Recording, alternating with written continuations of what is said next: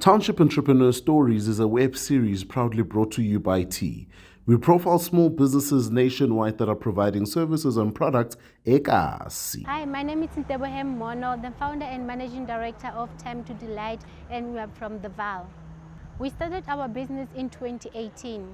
I started my business after I was retrenched. I started deco and catering business, but due to COVID and my business was not doing well, and in 2020 I hosted Family Make and I made a chili sauce for them, not knowing it was a beginning of my next venture. They loved it so much, and my sister said to me, Ntebo, why don't we want to see these sauces on the shelf? Then that's how Thyme2Delite was born. We are having a range of chili sauces. We have a lemon and herb, hot sauce, extra hot chili sauce, sweet chili sauce, creamy jalapeno, and also pineapple habanero.